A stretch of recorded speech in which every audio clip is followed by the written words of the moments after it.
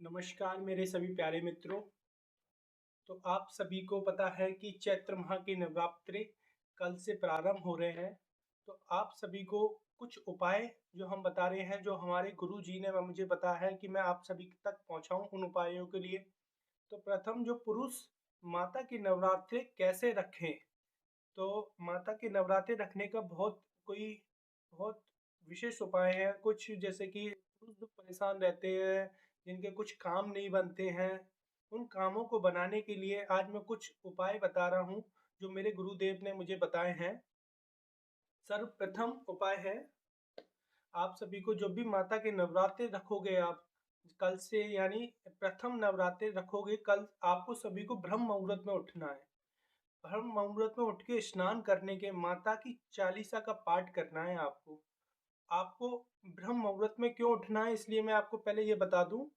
क्योंकि जब ब्रह्म मुहूर्त होता है, तो जब सारे देवी देवताएं ब्रह्म मुहूर्त में भूलोक पे आकर भ्रमण करते हैं, मतलब देखते हैं भूलोक में।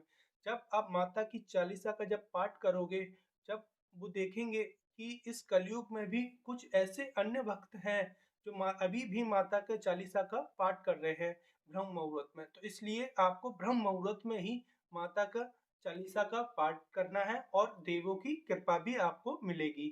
तो इसलिए ब्रह्म मुहूर्त में ही चालीसा का पाठ करना है। तो आपको स्नान विस्नान करके अब माता को जब चौकी पे विराजमान करोगे, तो आपको क्या करना है, कलश लेना है। कलश में आपको क्या करना है, नारियल को पीले कपड़े में, जैसे पीले कपड़े में लपेट के उस पे 7 बार नारियल, 7 या 11 बार नारियल लपेट के उसको कलश के ऊपर रखना है। इससे कलश देवता की स्थापना भी होगी। और एक में विशेष उपाय है जो मैं आपको बता रहा हूँ, जो माता को अति प्रिय है। जैसे कि आपको क्या लेना है, मिट्टी का घड़ा लेना है। घड़े में थोड़ा उसका खाद मिला के, गाय का खाद मिला के, उसमें ज्वार, जौ होते हैं, हम ज्वार कहते हैं, जौ, जौ को बोना है। जैसे जैसे जौ अंकुरित होती है, वैसी वैसी आपकी जितने भी दुख होते हैं उनको समस्त निवारण होता चला जाता है। तो आप सभी को ये विशेष करना है उपाय। और एक उपाय और है जो आपको नवरात्रों में ही करना है। पहले तो आप ये सभी ये ध्यान रखिएगा कि हमें हमेशा ब्रह्मचर्य का पालन करना है।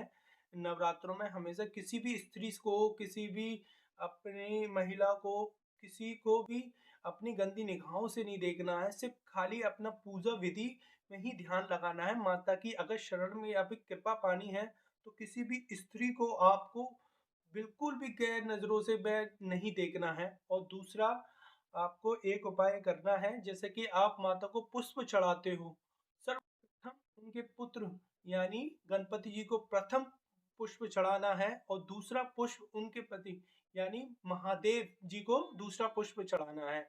और तीसरा, जब माता को पुष्प चढ़ाओगे, हे माँ, उनको ये कहते हुए चढ़ाओगे, हे मातेश्वरी, मैं तुम्हारी शरण में आया हूँ, मेरे सारे दुखों का निवारण करो।